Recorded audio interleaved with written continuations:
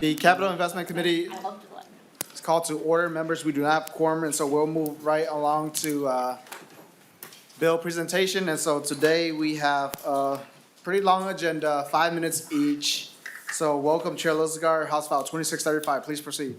Well, thank you, Mr. Chair and committee members, for hearing House File 2635, a bonding request for my constituents in the city of Chisholm. Obviously, it's no secret that I am a supporter of our film and TV industry here in the state of Minnesota. And it's also no secret that we have been growing the film and TV industry on the Iron Range. The upgrades in House File 2635 to the city-owned building will serve as a critical asset in supporting film and video production in northern Minnesota. By transforming the building into a high-quality production facility that meets the specific requirements of a film industry, the upgraded space will attract film productions to the region, create jobs and educational opportunities, and foster economic growth in northeast Minnesota, where it is so critically needed. And with me, I have the city administrator for Chisholm. Welcome. Please identify yourself and proceed.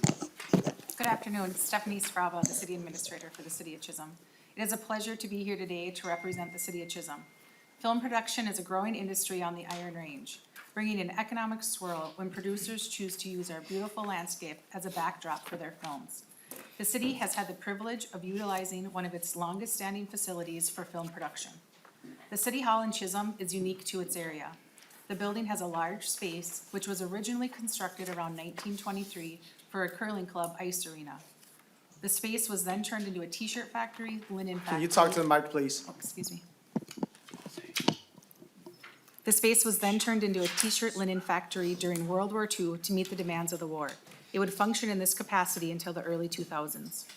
When the space was vacated, it allowed the realization of film production to take place in Chisholm. This was an opportunity to have the largest film stage in Minnesota. The city partnered with Lost 40 Studios last year to build this industry in a city of less than 5,000 people.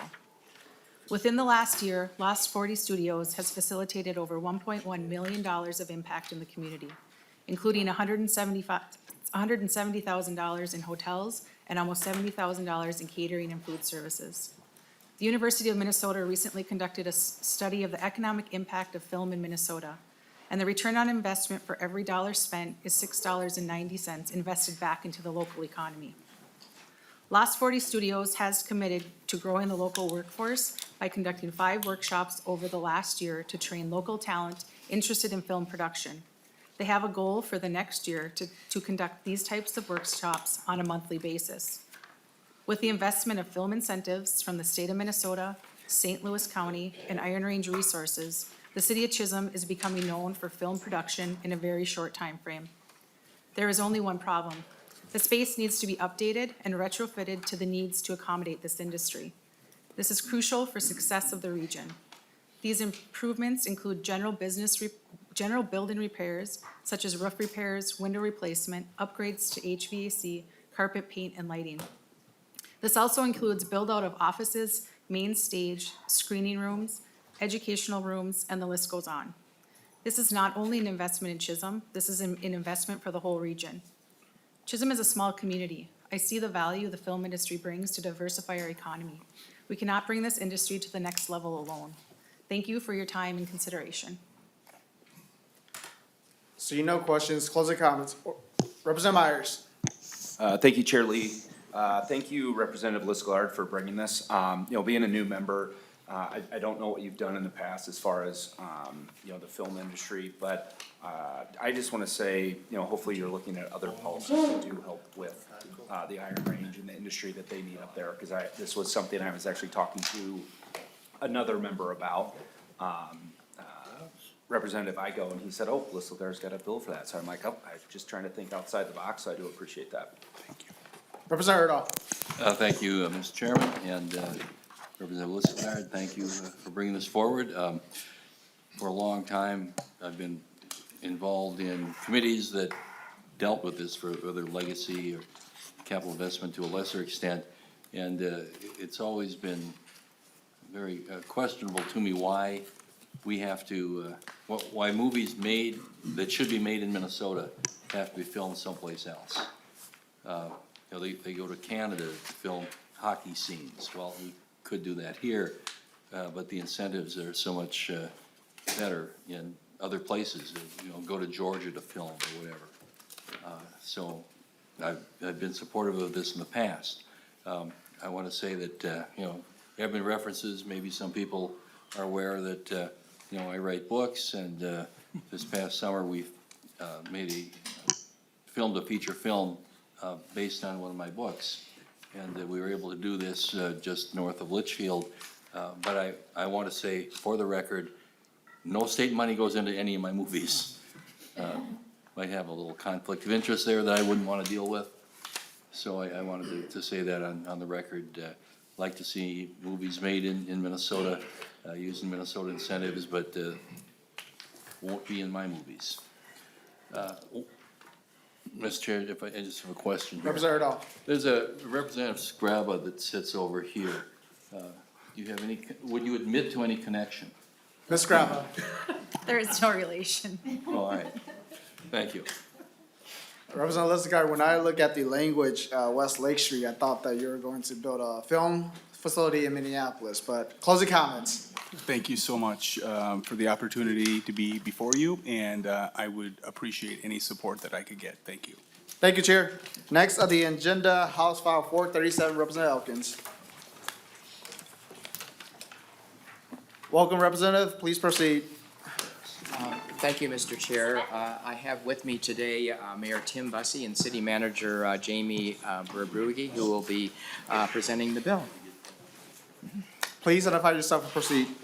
Thank you, Chair Lee, for giving us the time to discuss our bonding request today for the renovation of Bloomington Ice Garden in Bloomington, more commonly known as BIG. My name is Tim Bussey. I have the honor and privilege of serving as mayor of the city of Bloomington, and I do appreciate this opportunity to speak to you all today. Annually, Bloomington Ice Garden, or BIG, rents more than 9,000 ice hours and hosts more than 24 tournaments and figure skating events with skaters from Minnesota and all over the United States and Canada.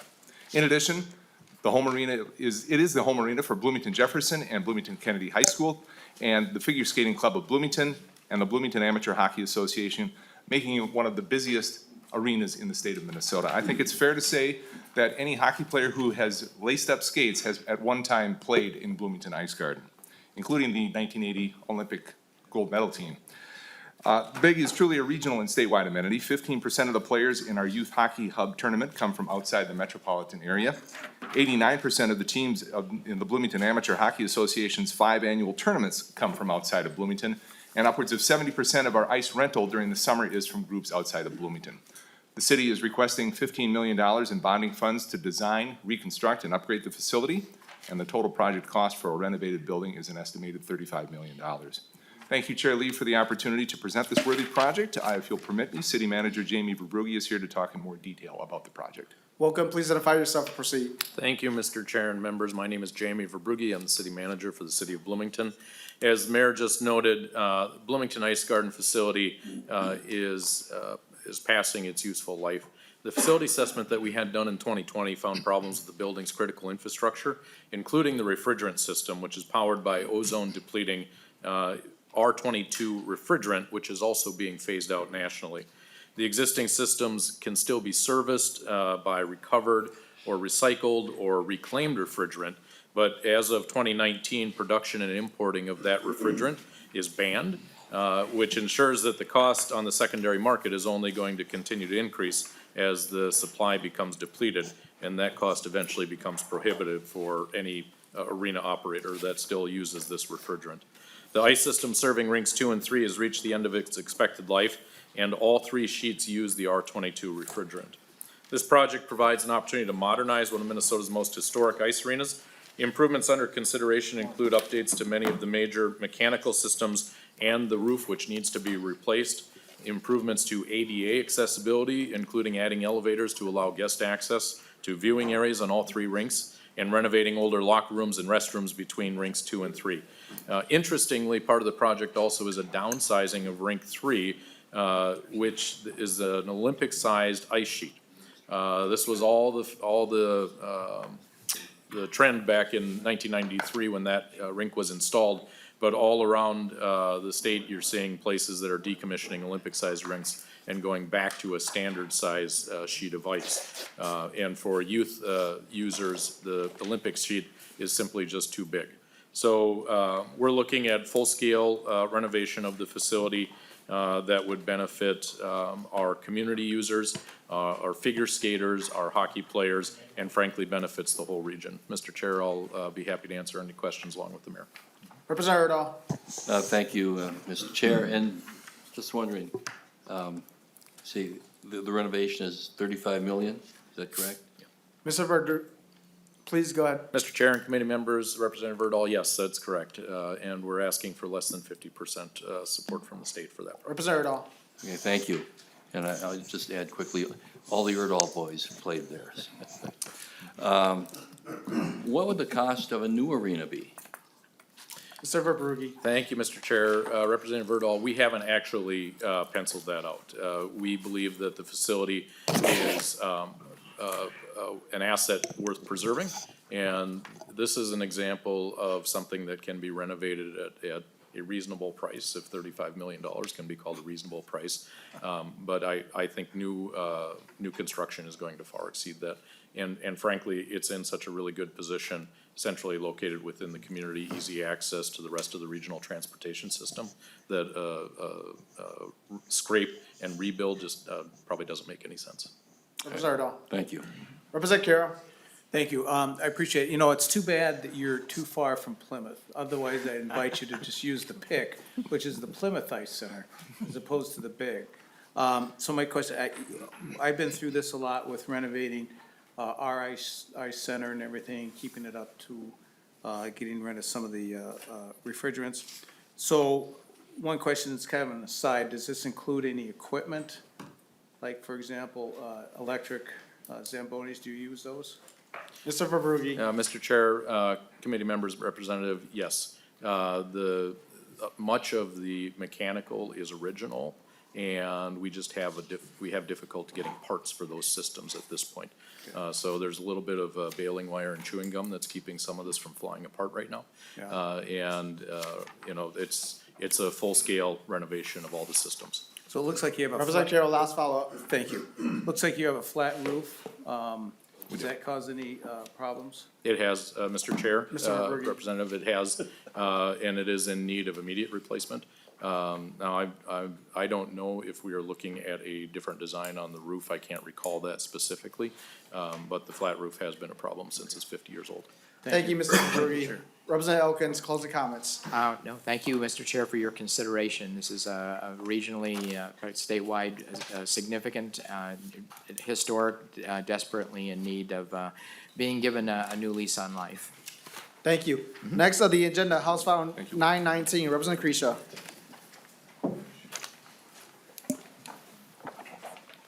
Welcome, Representative. Please proceed.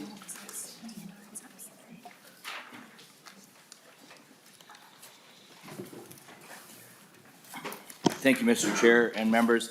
House File 919 is the Water Shamineau Lake Improvement District, and I'm gonna yield most of my time over to my testifier so he can tell from firsthand experience his story. Welcome. Please identify yourself and proceed. My name is Rick Rosar. I'm the chairperson for the Lake Shamineau Lake Improvement District. I'm here on behalf of the Lake Shamineau Lake Improvement District and House File 919. We are requesting a $3 million match for our $6 million project. I want to thank you all for allowing us to present our project, our authors, co-authors, some of them I see here. Thank you for that. As a lid, we are under the jurisdiction of Morrison County and the DNR. We are a local government unit and have many of the same powers as a city, particularly being able to levy assessments for improvements, although like a referendum, our residents vote on whether to approve the project or not, and then the assessment is certified by the county. The Lake Shamineau water has been steadily rising due to not having an outlet and the increasingly wet hydrological cycle in the region. We have been above the ordinary high water level since 2013, and it's been steadily rising. There's nothing normal about the ordinary high water level. This is the highest level the DNR determines by looking at the landscape and vegetation, which may have been present for hundreds hundreds of years and determines what is the highest level the lake has been or would ever be, basically since the beginning of time.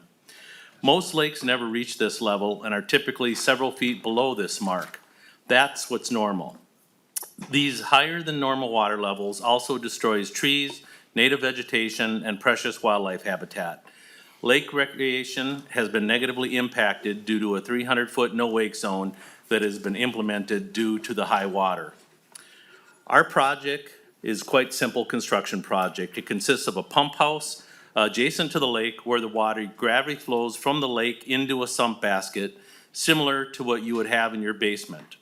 From there, the water will flow through an underground pipe along Highway 10 and then under the highway through a series of existing ditches in Todd County and into the Long Prairie River, which is where the watershed naturally flows to. You can see some pictures there of our lake, and I can describe some things about that. Our flooding is different from what you normally see in the news. Our water is continually rising. It may fluctuate slightly, but never returns to a safe level like other types of flooding. Many of the homes around the lake that haven't been demolished by the rising water and ice heaves have basements full of water. Some homeowners have had to fill their basements with sand or concrete to minimize the mold buildup. Many other homes have been completely lost their yards and have water on the first floor of their homes and are unable to run their AC or furnaces. The U.S. Postal Service won't deliver to some homes. Roads are closed and impassable. Propane companies can't get to the homes to fill their tanks for cooking and heating. Septic pumping companies can't reach the homes, or septic tanks are surrounded by water, so many residents have rented porta potties. Several more homes have had to shut off their electricity due to the flooding. Some residents have not been able to access their homes for many years.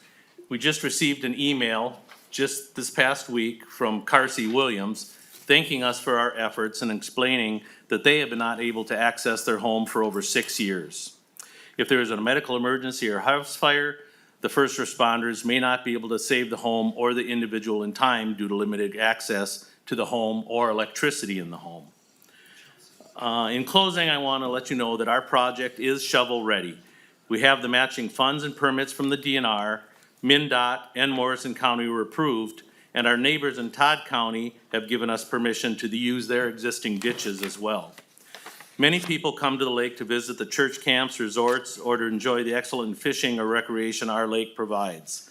Our members have voted and have approved funding for the project, and the county has certified it. In short, we have the funding that will match any state funding we should receive. In addition, we have virtually all the property owner easements and agreements and are over 3/4 of the way complete in the final design. With your help, we can begin construction this summer or fall, which is what our schedule is on.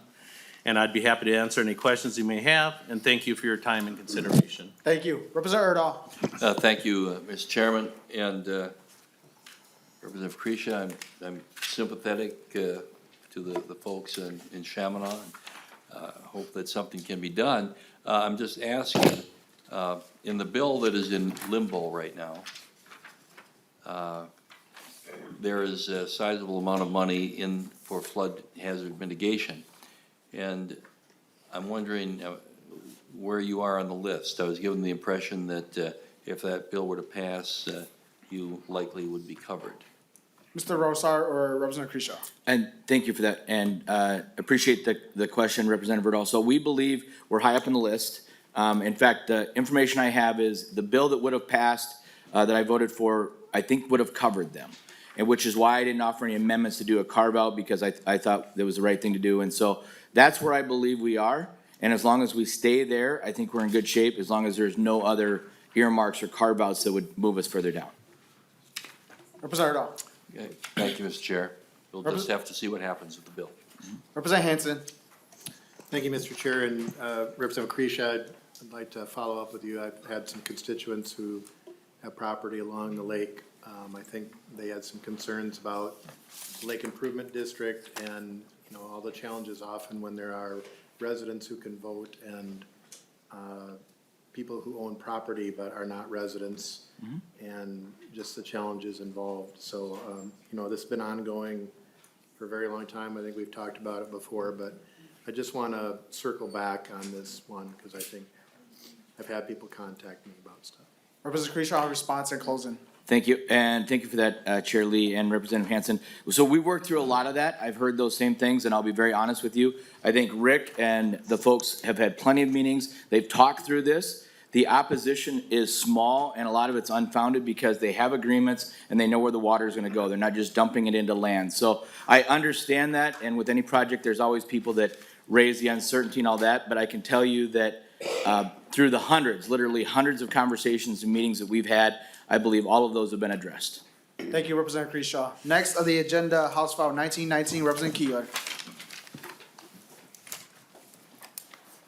Welcome, Representative. Please proceed.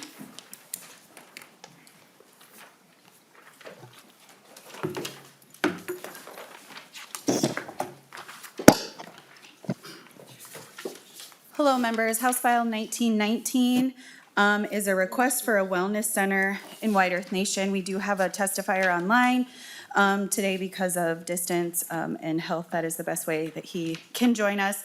What this bill does and what the efforts are is to create a wellness building that provides space for health, wellness, wraparound services, culturally specific programs, events, and community partnerships for both tribal and non-tribal members and the public. A portion of this that I find really interesting is the behavioral health portion. As we know, in greater Minnesota, there are a lot of gaps that we have, and when we don't have those services in our communities, particularly our tribal communities, they end up funneling into Minneapolis, St. Paul. So the area around behavioral health, they'll have meeting spaces, treatment rooms for youth, staff that will work with youth providing prevention services in areas of substance abuse, mental health, suicide, disease and infection diseases, intervention and outreach. Along with many other things, but also including the Boys and Girls Club would be housed here to be able to have access to really amazing things for our next generation, and having a gym, but also having an elderly nutrition center that we really believe culturally intertwining our generations is key, and having a one-stop shop and one location for our community to go to is the healthiest investment if we want to move to our testifier online. Thank you, Representative Keeler. Councilmember Summers, please identify yourself and proceed. Hello, Mr. Chair and members of the committee. My name is Eugene Summers. I am a tribal council member of the White Earth Nation. I'm here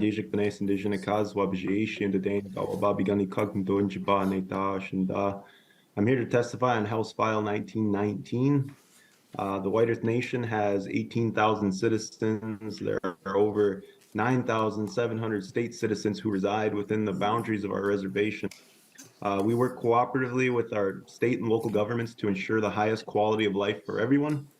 Our communities have been negatively impacted by the drug epidemic, health disparities, and suicide. The White Earth Nation has made efforts to combat these disparities with the development of behavioral health, mental health, and public health programming. We need a centralized location to administer these services and make them more accessible to the public. As you may know, we're a very rural area. Today, we're asking for your support so we can provide these essential services to our communities. The $30 million funding request will support a community wellness center that will provide health, wellness, wraparound services, culturally specific programming, and community partnerships for both tribal and non-tribal members of the public. The location will be in the city of Mahnomen, which is a centralized location, and it's near 4 other communities that will benefit tremendously from this project. Within these communities, there are 3 schools, 1 college, and 5 active community/city councils. This space will give community members access to a gymnasium, fitness center, walking track, lockers, and showers, as well as provide classrooms, computer labs, high ceiling space for robotics. There's also programming to address a variety of topics for the youth of various ages and genders, anti-bullying programs, nutrition, trauma-informed care, and cultural specific teachings. The core programs that will be housed at the center will be our mental health services and our behavioral health services. So these programs will create the sustainability we need to maintain the wellness center while offering individual case plans and quality case management services. And the Boys and Girls Club and the Elder Nutrition Program will also be housed here. This will ensure that our most vulnerable individuals will have access to a meal and a safe space to engage their peers. Thank you, council members. So no questions. Closing comments, Representative Keeler. It's an investment in greater Minnesota. It's an investment in community. We know how to take care of ourselves holistically, and we appreciate your support. Thank you. Thank you, Representative Keeler. Next on the agenda, we have two bills for Representative Brand. First up, House File 97. Welcome, Representative Brand. Please proceed.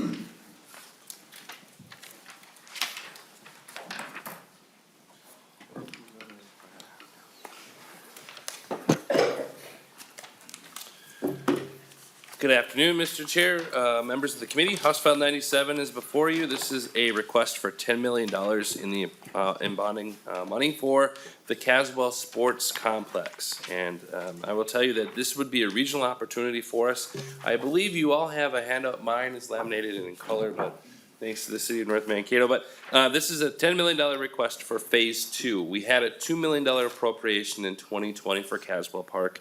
And as you can see on the back page here, it kind of talks about the Phase 1, the funding, how everything was broken down into.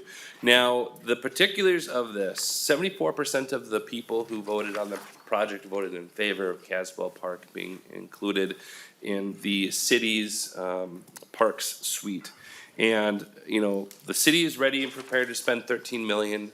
They're asking for $10 million from the state of Minnesota to participate in this, to get a regional location for people not to just play baseball or softball, but for a lot of other things, including basketball, indoor basketball, indoor volleyball, different sports across the whole spectrum.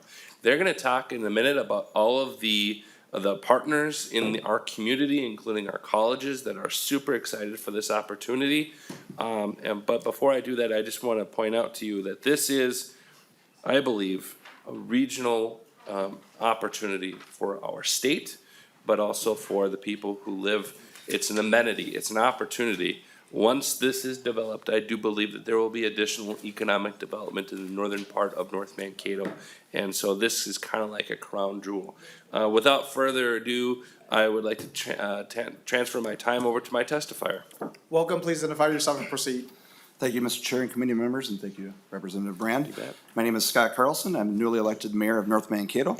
I'm going to skip a few things because Mr. Brand covered it. This project, spearheaded by former Mayor Mark Dean and current and former council members, was included in the 2022 omnibus bonding bill that did not obtain final passage. The state initially awarded $2 million, as Mr. Brand referred to, for Caswell Regional Sports and softball and soccer complex.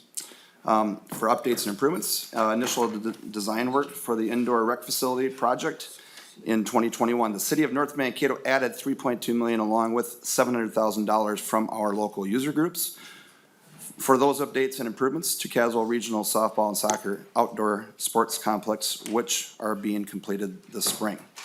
In 2016, a 0.5% local option sales tax extension for $15 million was approved, receiving 73%, as Mr. Brand said, of the vote, towards enhancing parks and rec, library expansion, lake improvements, and riverfront redevelopment. This project will contribute to the regional quality of life and economic well-being in North Mankato and the surrounding area. MSU Mankato and Bethany Lutheran College will use this indoor rec facility as their home tennis courts for their collegiate programs: Minnesota Attack AAU Volleyball, Minnesota Rise AAU Basketball, Mankato Tennis Association, and Mankato Area Public Schools, which I work for, are just a few local user groups committed to using this facility. The word regional can be used loosely by cities, but our impact spans across south central Minnesota, north to St. Cloud, east to Rochester, south to Ames, Iowa, west to Sioux Falls, South Dakota. Our economic draw for this facility is southern Minnesota, northern Iowa, with in about 65+ mile radius of North Mankato. This facility will provide a home for indoor sports that does not exist today and provide a venue open to all citizens of our community and the surrounding area. The construction of the field house also responds to the regional planning efforts. Caswell Sports, or Caswell Softball, has long been recognized as a statewide asset, having hosted the Minnesota State High School Softball Championship for 30 years, which my daughter won the championship last year in her hometown, as well as regional and international adult and youth softball and now soccer tournaments. This indoor facility will ensure Caswell's ability to serve as a year-round facility, doubling its local economic impact in 5 years. In doing so, it will nearly make up for the $5 million economic impact our community lost when the Minnesota Vikings moved to their training camp to Egan after 52 years in the Mankato area. This facility will also provide more opportunities for children in the area, such as community programming, more leagues, and clinics for the multiple sports and activities offered for families of all income groups. The North Mankato and Mankato Regional Center is lacking indoor spaces like this facility and this field house. Will satisfy area business leaders, sports groups, and the general public's needs for quality of life amenities and workforce attraction. Finally, committee members, we currently have $6 million on hand collected through our local option sales tax. We are requesting the additional $6 million previously approved by our citizens due to inflation of building costs and increased interest expenses due to the past year and a half, or throughout that last period, year and a half.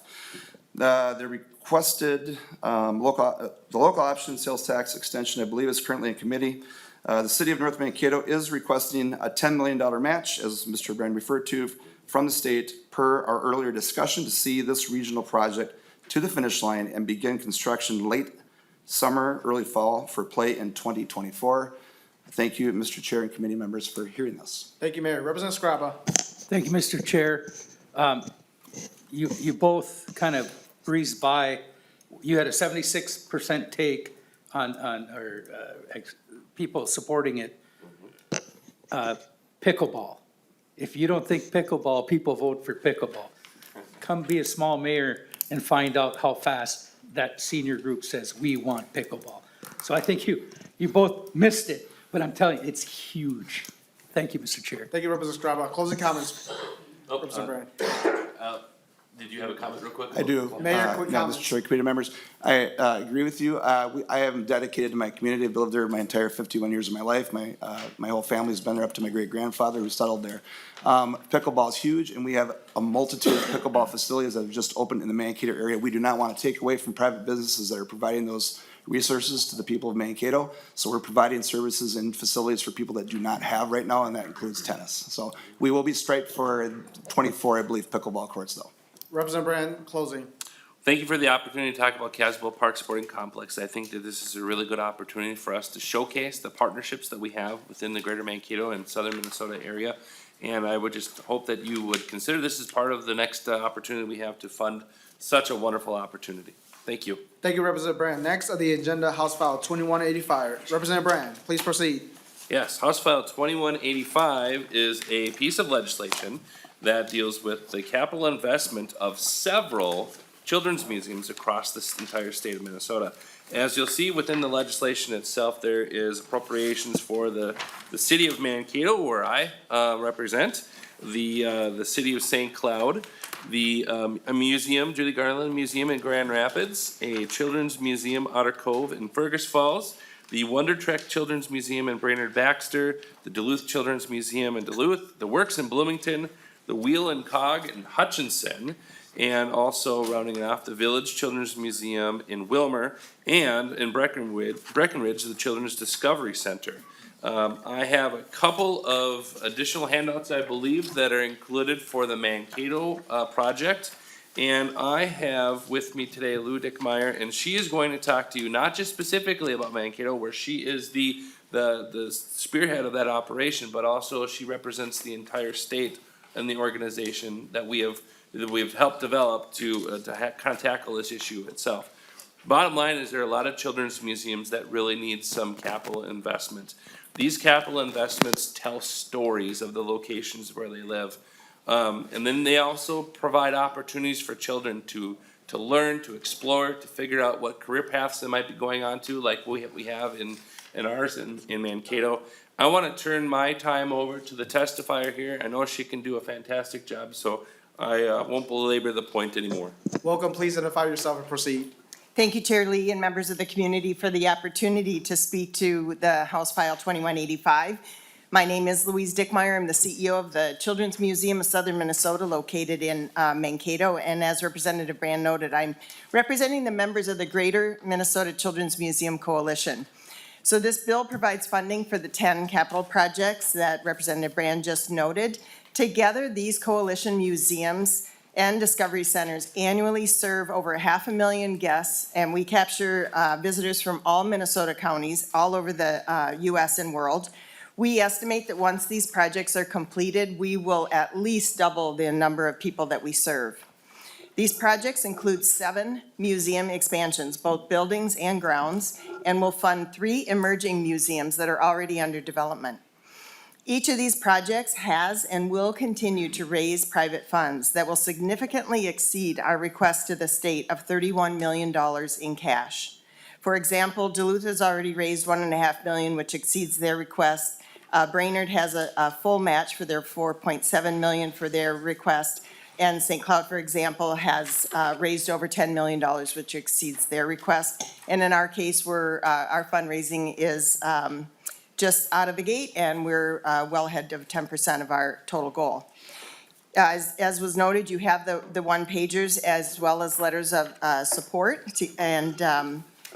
Our designs at least give you an example of the experiences that we are hoping to build. Collectively, these projects will affect children and families through renovation of underutilized downtown commercial buildings, new construction of museum buildings, expanding our regional assets, and we are key to attracting employees for our area businesses. We will transform over 30 acres of land for nature-based play, and in some cases convert unused city lots. We'll provide families of varying cultures, background, and ethnicities with year-round early learning experiences indoor and out. We'll expand and enhance STEM-focused exhibits and create one-of-a-kind sensory spaces.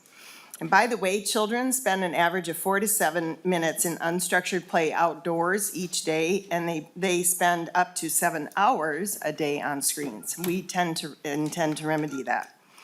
So why are these projects so critical now? Well, in 2020, our organizations closed down due to the pandemic. Revenue from admissions and memberships, which is the bulk of our revenue, literally stopped overnight. The following 2 years, children's museums worked tirelessly to innovate new ways to serve children and families given those circumstances. During that time, nationwide, 6 children's museums closed permanently, yet all of Minnesota's children's museums survived, and planning got underway for new ones. So the 10 museums and discovery centers in our coalition, we did not just wallow in our empty buildings. We learned firsthand what children and families need from our sector during rapidly changing times. We took stock, we took action, and we planned for the future. So there are many worthy projects seeking capital investment in 2023, but please do not underestimate the impact that this group of projects can have. We hung in there when the future was bleak, and we made difficult business decisions in order to survive. We excel in innovating new ways to serve families right when they need us most, not months or years later. And now they want more of only what children's museums can provide. As proof of that, in my museum, total visitors from January 1 through last Sunday was 21% higher than 2019. Our membership is at the highest ever at 2,500 members, with a third of those access members. And on Saturday, we set a record for daily visitors. All of our coalition members are poised to help children and families in a changing world, to be economic drivers throughout the state, and are worthy recipients of funds to bring these dreams to light. So I thank you for your consideration of House File 2185. Thank you. Representative Urdahl. Thank you, Mr. Chairman, and I don't know, perhaps this question would be more appropriate for Representative Lillie, Chair Lillie. In the past, we've had a set amount of money appropriated to the Humanities Center to then distribute to children's museums. Are you going to continue that? Well, that's my question. Will that continue? Chair Lillie. Mr. Chair and Representative Urdahl, we're in the final stages of putting our the bill for this session together, and it's certainly likely that there'll be a very bold position for children's museums around Minnesota. And Representative Urdahl, maybe as a member of the Legacy Committee, I think the request coming before that is mostly more for programming, and so this is for capital infrastructure. Representative Urdahl. Okay, thank you, Mr. Chairman. That answers my question. I was just wondering if requests had been made of Legacy as well. Closing comments, Representative Bryan.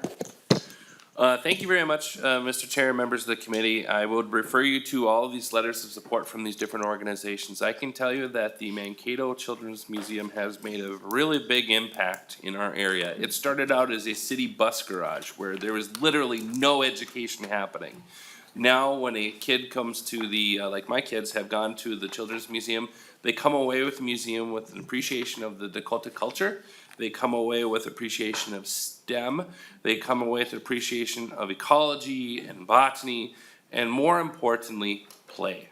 And I think that those are wonderful, just wonderful opportunities. I know they do a lot to make sure that veterans and families of veterans are included in the access to programming. People who come from different economic statuses have more access to it as well. And I will tell you that the businesses and the community itself of Mankato are so appreciative of the opportunity. They had previously done kind of a heat map to see where people were coming from. People from the Twin Cities come to Mankato for the Children's Museum. I gotta believe that they're also going to all these other children's museums across the state to learn these other important cultural, historical, and opportunities for fun and play as well. So thank you very much for listening to my bill, House File 2185. And I would ask for you to please consider this in the next opportunity you have to fund these projects. Thank you, Representative Brand. Next on the agenda, House File 2448, Representative Dotseth.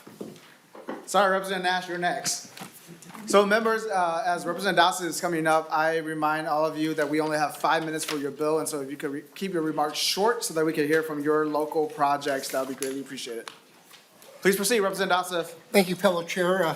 So I don't have 6 minutes is what I'm hearing today, so thank you. I'd like to just, first of all, thank you to listening to my House File number 2448, which would provide 17.5 million structural mechanical renovation for all 4 of WLSD's clarifiers. I'll have to start with, this isn't a want, this is definitely a need that we have for our district. However, they've suffered since then catastrophic breakdown in the past fall. My testifier will actually speak on some of that as we move forward here. If we can turn it over to the screen. Thank you, Representative Dotseth. Welcome, Director. Please identify yourself and proceed. Mary Ann Bourne. Thank you, Representative, or Chair Lee and representatives. We appreciate the time to talk about our project. As Representative Dotseth said, this is not a want project. This is a need project. WLSD serves a 530 square mile area in northeastern Minnesota. Part of our wastewater treatment process are clarifiers, and those are the mechanisms, the large tanks that settle solids. We have 4 of them, and in October, we had a catastrophic failure in one of the 4. As the sanitary district, we've moved forward doing some emergency repairs, but the equipment that we need replaced has a 29-week delivery. So we've got 3 clarifiers, and that's how we're going to be operating at least until summer. With the failure in our number 2 clarifier, which was an issue with thinning in the metal of our center pipe, our center well pipe where the effluent feeds, that collapsed the mechanisms of the clarifiers, which also need concrete repair. And rather than try to describe the enormity of these pieces of equipment, I am going to share a very quick 1-minute video, which hopefully will give you a sense of how big a structure this is.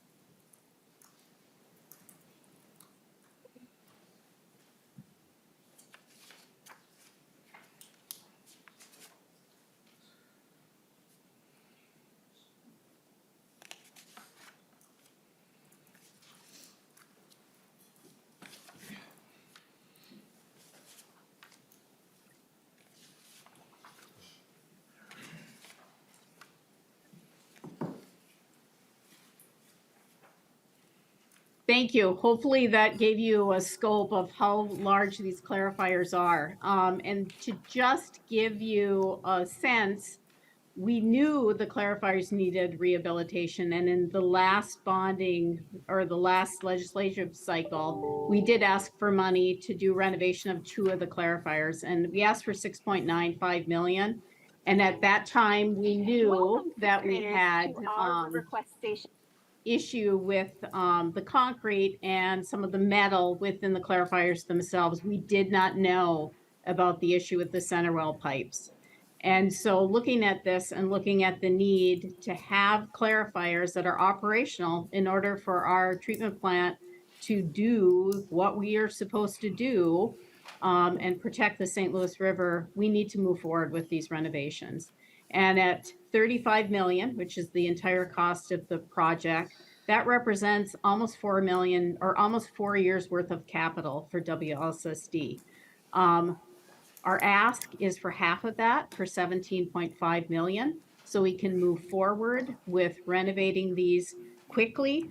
We've done some temporary repairs for the 3 clarifiers that haven't failed, and that will buy us a little bit of time, but those are temporary. And we can't treat wastewater without these pieces of equipment. So we ask for your consideration and fast action if possible on this, because we are really operating on borrowed time.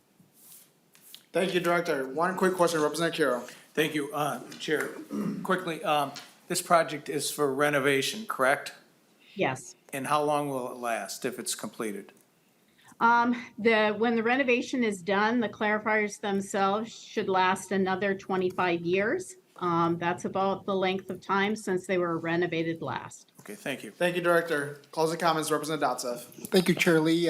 As you can see, this is not just a local issue, it's a statewide issue.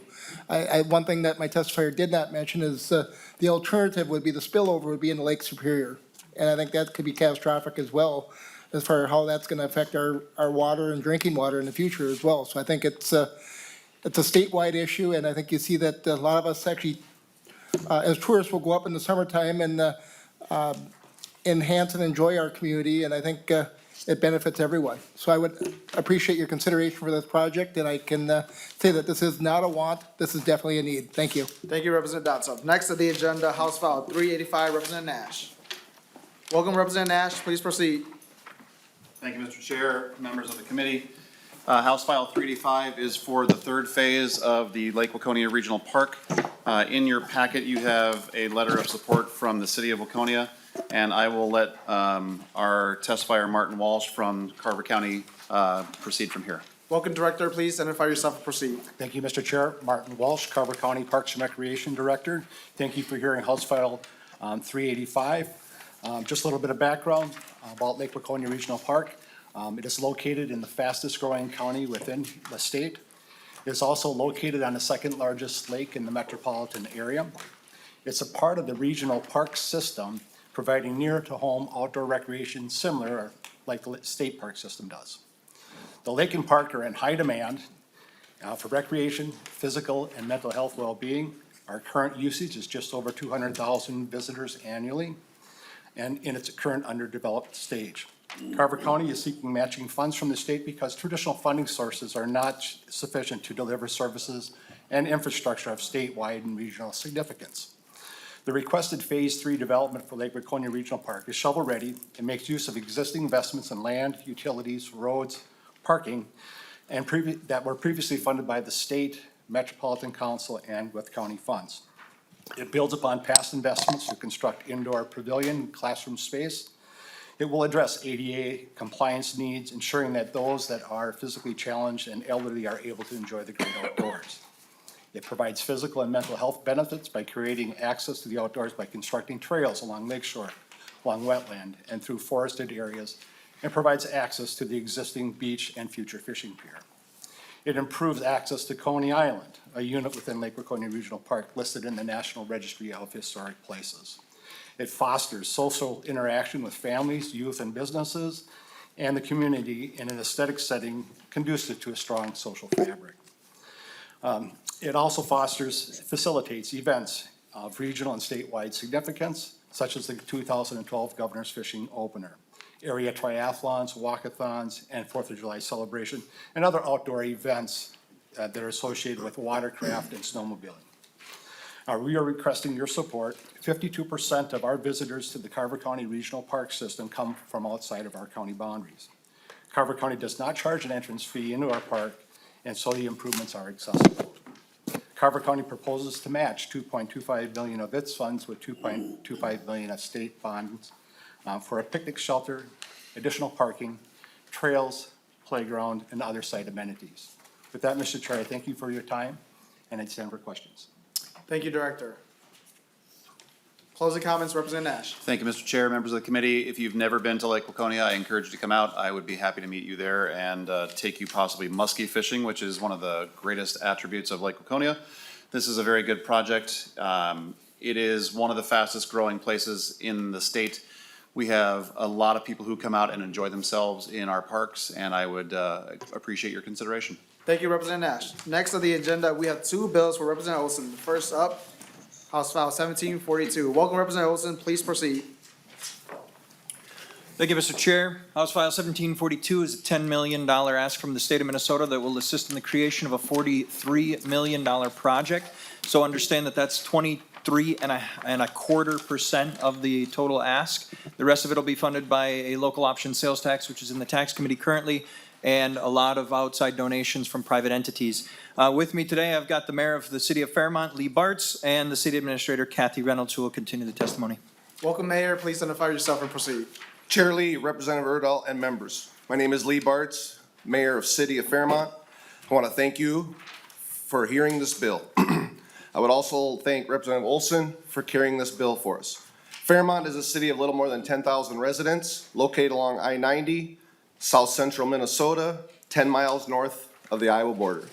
We are an hour from the nearest city of comparable size and serve as a regional destination for people in southern Minnesota and northern Iowa who visit Fairmont for work, shop, dine, seek quality health care, compete in athletics, and spend time on or around one of our 5 lakes.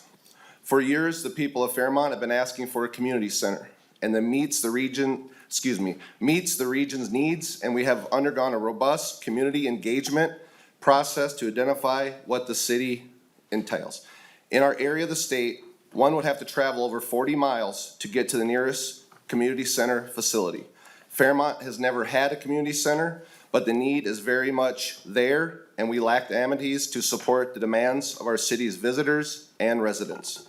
A community center would increase our community's capacity to host even more regional recreational events, provide an inclusive gathering space for people of all generations and backgrounds, and its wellness features will lift up our citizens, but especially our aging community through activities, fellowship, and fitness opportunities. Fairmont has so much to offer. We slowly lack a place where people throughout the region can come connect with one another. I'd like to thank the committee for their consideration. City Administrator Kathy Reynolds and I would be happy to stand for any questions. Thank you. So, Mr. Mayor, the language that you may enter into a lease or management agreement, and so is there an outside partner that may be operating the facility? Please identify yourself and proceed. Thank you, Chair. Members, I am Kathy Reynolds, the City Administrator for the City of Fairmont. We are working with an outside organization. We have a foundation that has been established by local residents and set up as a nonprofit, and we will be working with them for looking at the operations and management of the facility. In addition, we are looking to include an ice arena, and our hockey association will be assisting us with managing that facility. Thank you. Seeing no other questions, closing comments, Representative Olson. Thank you, Mr. Chair, and thank you, members of the committee, for considering this very valuable project to rural Minnesota. It's important to understand that when you have a less population in a different portion of the state, it's very difficult for our cities to be able to fund these. As a small town mayor myself, we constantly had to move things around to make things happen, to provide the necessary lifestyle and livelihood for our citizens, which we can't necessarily afford the same as what someone in the metropolitan area could. So I appreciate the conversation and the consideration for this project. Thank you, Representative Olson. Next on the agenda, House File 618, Representative Olson, please proceed. Thank you, Mr. Chair. House File 618 is for a Public Safety and Justice Center for the County of Martin, which is my home. I've got the County Commissioner, Kathy Smith, here. She can, and then we've got the County Coordinator, Scott Higgins, who will continue the conversation if necessary. Commissioner, welcome. Please identify yourself and proceed. Yes, thank you, Chair, and members of the committee.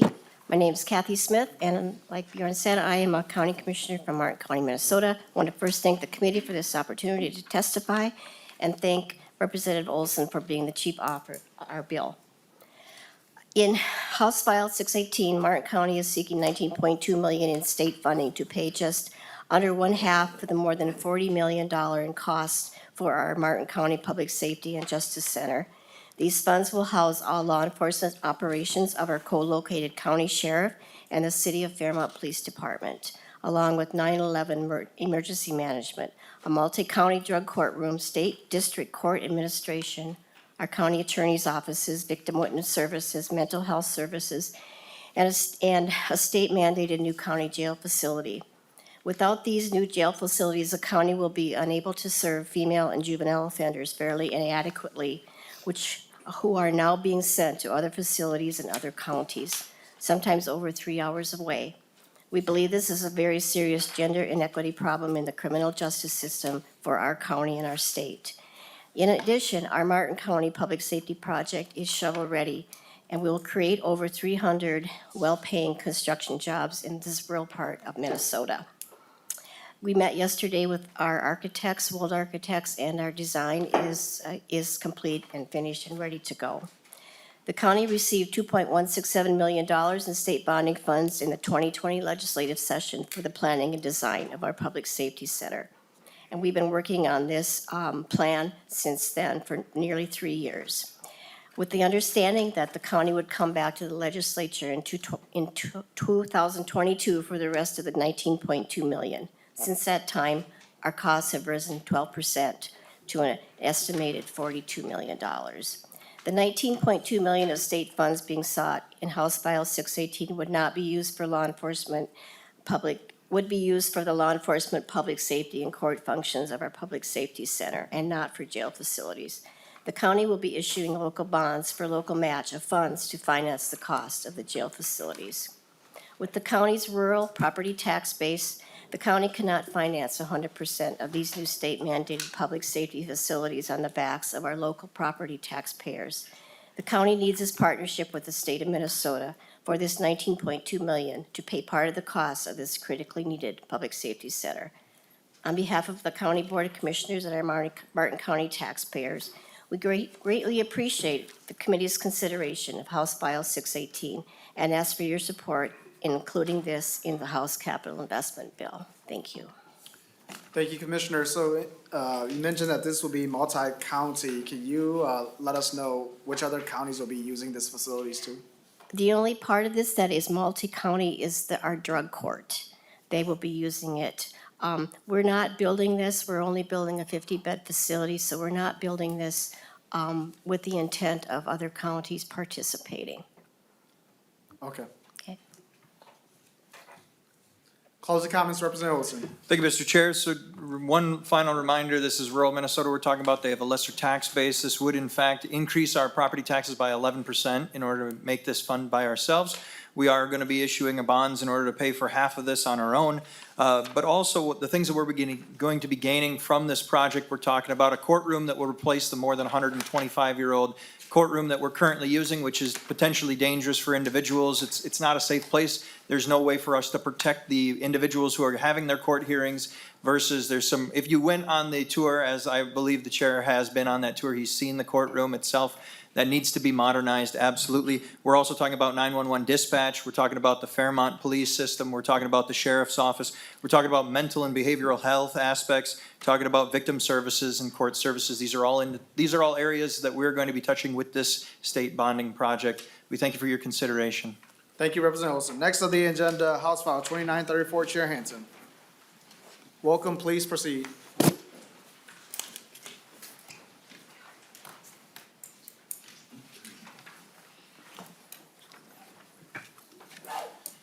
Thank you, Mr. Chair. House File 2934 is water and sewer infrastructure for the city of Newport. Newport is a small town near the Mississippi River, and it is an old town, a very old town. And it's right next to the river. And the geology of that town means that near the river, there's very old pipe, and that old pipe goes underwater. And so I have with me from the city, someone here to talk about the problems we have with water, and we're asking for $5.162 million from bond proceeds for that, and Representative Urdahl, that would work out to $1,359 per capita. Welcome, please identify yourself and proceed. My name's Joe Hatch. I'm the city administrator for the city of Newport. I do apologize on behalf of our mayor. She was unable to attend today, but wanted to thank you so much for considering this bill. Newport is a small town. Our total city budget for 2023 is about $3.8 million. And doing this infrastructure project obviously would significantly impact our population.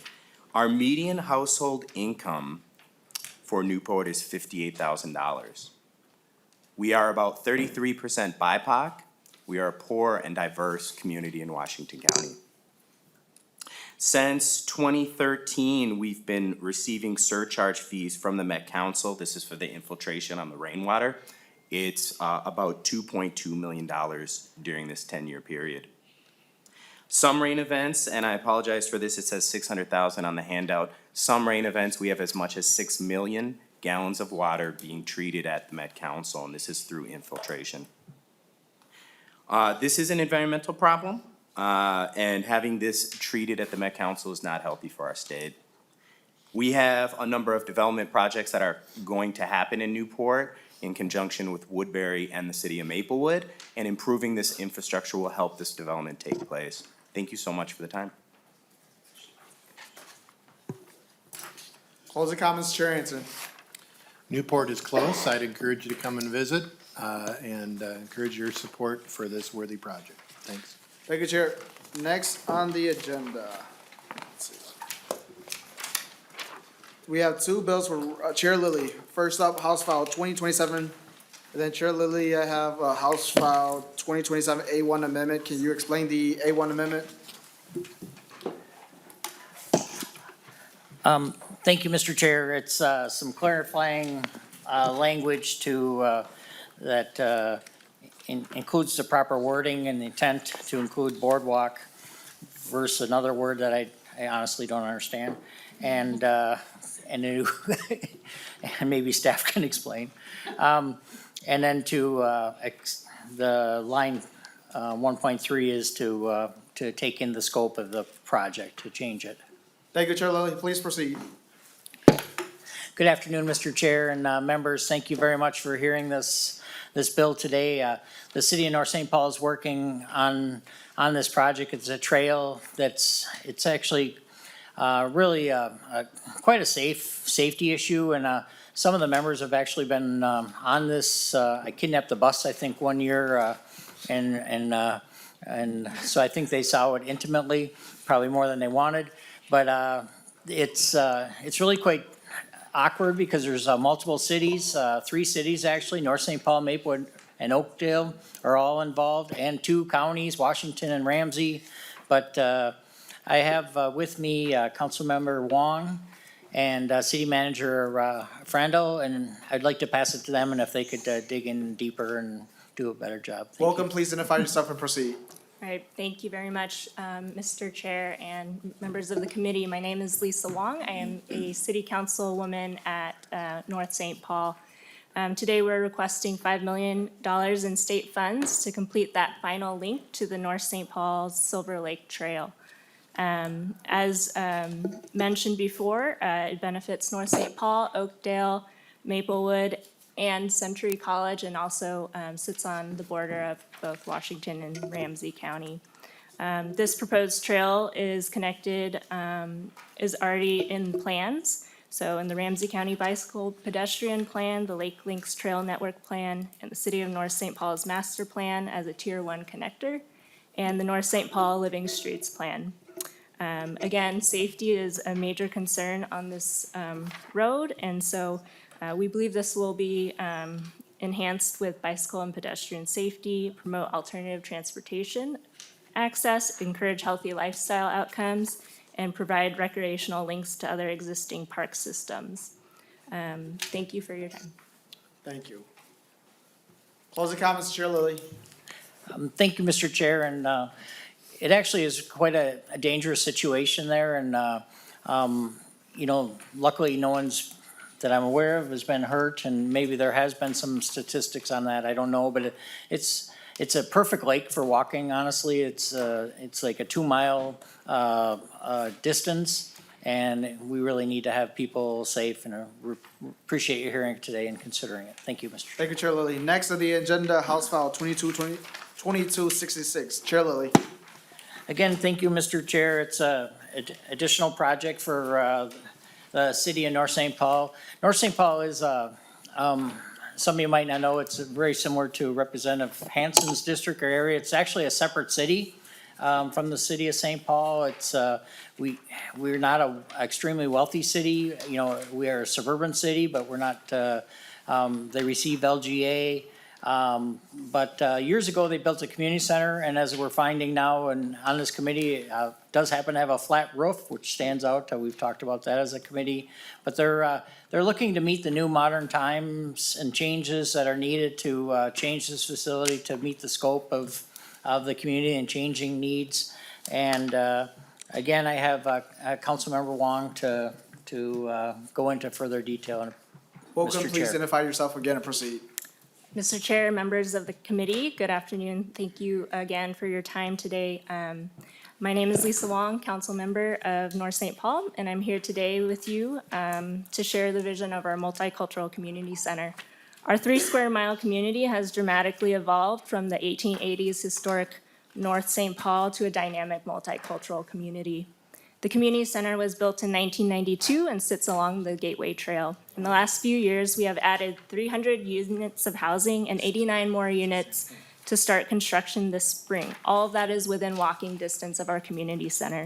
We have been responsive to the housing needs, and the city recognizes we need to be responsive to our residents' social and recreational needs, many who are elders, families of color, veterans, and our youth.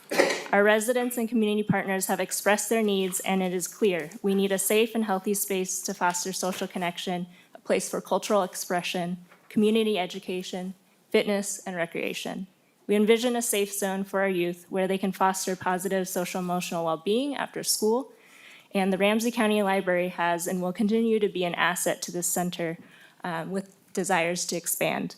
Our high school has an existing walking path that connects to the community center over Highway 36, and we met with ISD 622 last week, and they're committing to be a partner to serve community education and youth development activities in this community center. We also partner with a nonprofit organization called Why I Am. Their goal is to their aim is to break the cycle of homelessness and youth incarceration through mentorship, support in courts, life skills, and facilitating meaningful, positive conversations with law enforcement. They have been urgently encouraging our council to revitalize the space for our youth, and so that's what brings us here today. So thank you for your consideration, and we hope that our community could be included in your efforts.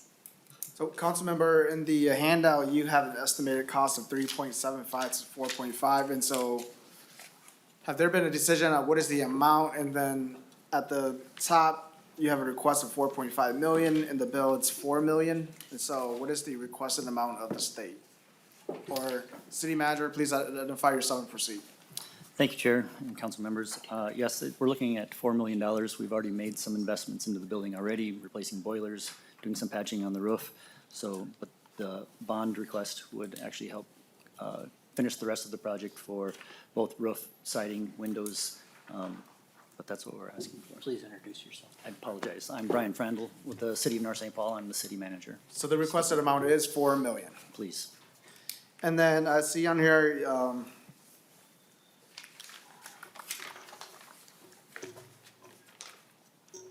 renovations will likely include solar energy, electric vehicle charging stations, and so have you made decision on if that's going to be included or not?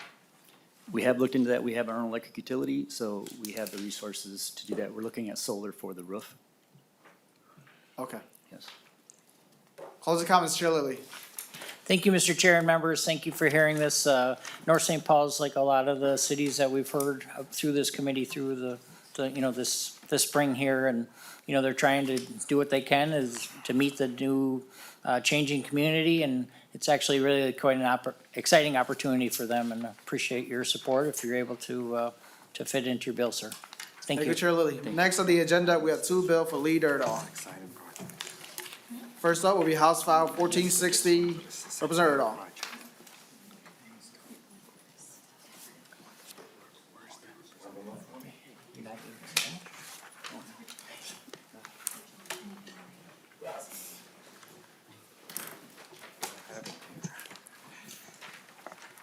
Please proceed, Representative Urdahl. Thank you, Mr. Chair. Glad to see that once again you've saved the best for last, and away we go. I have two bills up. The first one, which is House File 1460, deals with the renovation of a school in Maynard.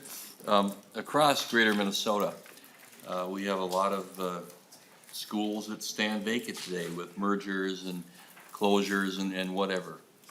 And some of these buildings are still in pretty good shape and can use a little work to make them useful once again to the community.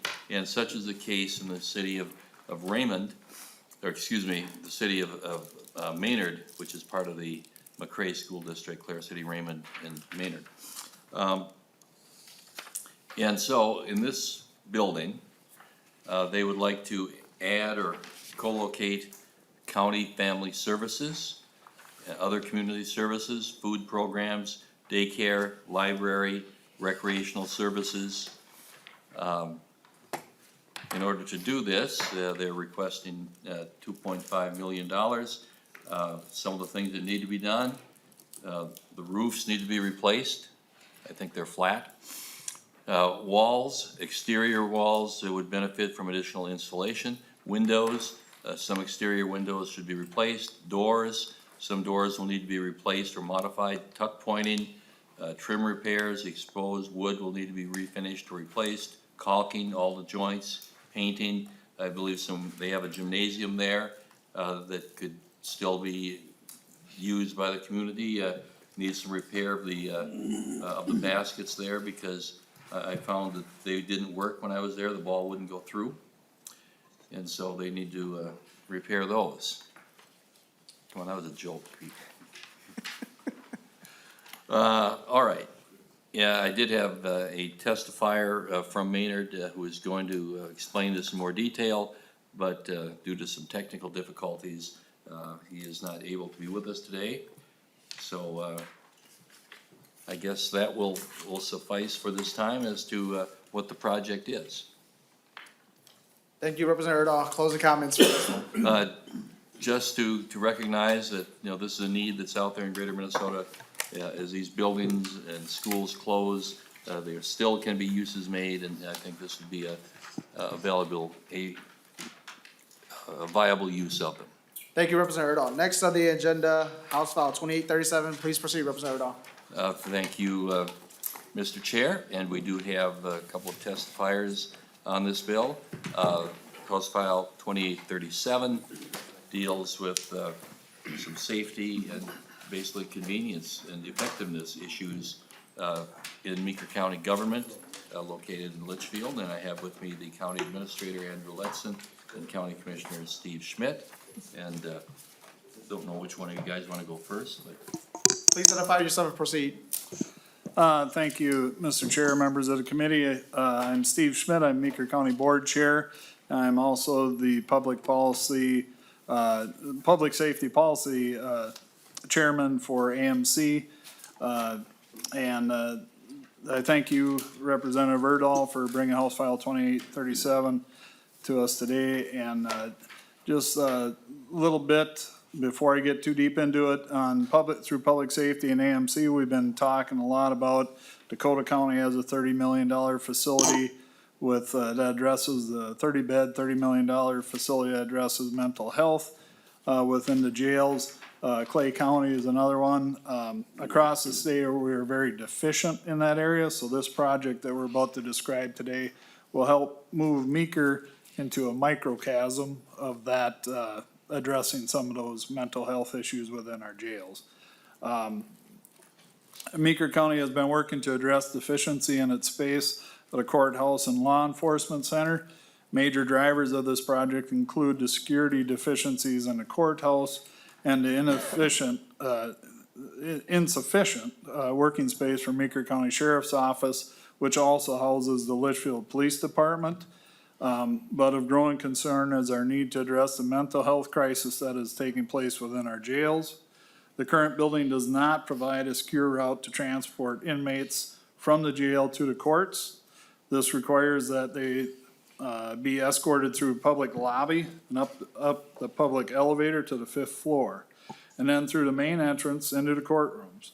This poses security concerns for the public and the inmate, as there are increased likelihood of contact between the inmate themselves and the victims and their families. Additionally, the courthouse does not have secure holding cells for inmates awaiting a hearing. To address this, deputies often shackle the inmate to a bench outside the courtroom. In the law enforcement offices, there is insufficient space for interview rooms, collaborative meeting space, and private offices. Supervisory staff are required to share an office that was designed for one individual.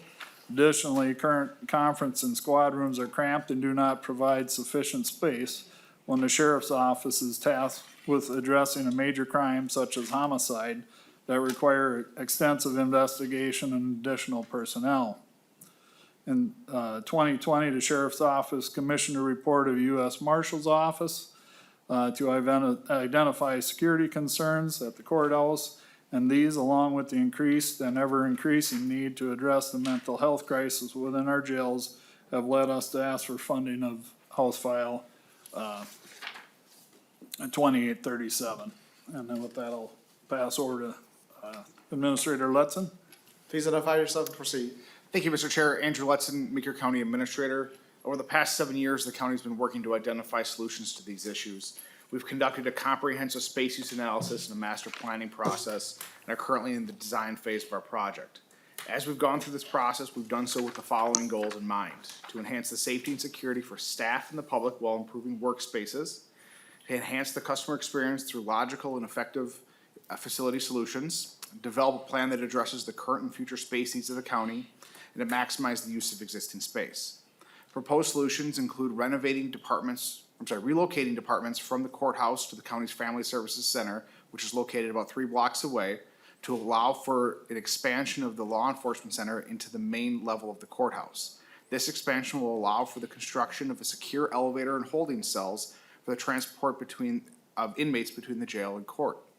Expansion also frees up space in the law enforcement center, which will allow for expanded conference and squad rooms and free up offices for interview rooms.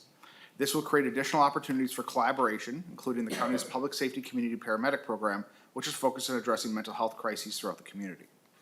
Finally, a secure checkpoint will be constructed at the main public entrance to the facility, thereby enhancing the overall security of the building by ensuring individuals are screened for weapons prior to meeting with the county attorney's office, Department of Corrections probation officers, jail administration staff, court administration staff, all of whom are at enhanced risk due to their frequent interactions with potentially aggrieved individuals.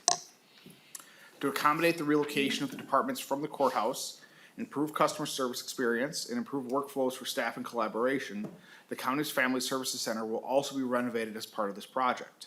The total approved budget is about $12.1 million, which includes renovation of both buildings. Of that, $5.5 million is being allocated to the courthouse and law enforcement center. The county is requesting that the state of Minnesota provide financial assistance in the amount of $4.4 million for that courthouse and law enforcement portion of the project. Based on our current estimates, inflation in the construction industry makes it unlikely this project will be accomplished in the current budget. As such, a state assistance will go a long way in ensuring the construction of this project, as envisioned, will be feasible. Thank you, Chair, and for your members for your consideration of this project. Mr. Lutzen, so is a jail a component of this project? An expansion of the jail facility is, however, it's not an expansion of the beds. What's being expanded is the program space and administrative space to allow for that elevator to be constructed from the jail up to the court's level. Representative Grasso. Thank you, Mr. Chair. And for one of the gentlemen up there, is the expansion due to the requirements by the DOT, or the Department of Corrections as well? Mr. Letson. Thank you, Mr. Chair. One of the things that is being expanded is our programming space, which based on DOC requirements is small right now. We have not gotten a requirement from DOC to provide any sort of expansion. Okay, thank you. And Mr. Mr. Grasso. Chair, that's something that I put a bug in your ear about a while back as far as all these requirements on all these facilities throughout the state. That's something that we need to, nobody usually wants to work on or fund those things, but it's something that is going to be something that's reoccurring here as we're seeing these bills come forward. So Yeah, thank you. I appreciate that, Representative Grasso, and I think that's an issue that, we're trying to grapple with some of these agencies and also the committees with jurisdiction over those operating budgets that may, create a capital need for us, and so not just corrections, but human services and other committees too, and so appreciate you raising that. See, other questions? Closing comments, Representative Urdahl. I'd like to thank the committee and appreciate your due consideration of these bills. Thank you, Representative Urdahl. Members, we are done with bills for today. Representative Ryer, can I have a motion to approve the minutes for March 20th? So moved, Mr. Chair. Representative Ryer moves approval of the minutes for March 20th. Any discussion? Hearing none, those in favor say aye. Aye. Those opposed say nay. The motion prevails and the minutes are adopted. Members, we will have our next hearing on Monday, March 27th. We will continue to have bills heard on an informational basis only. The meeting is adjourned.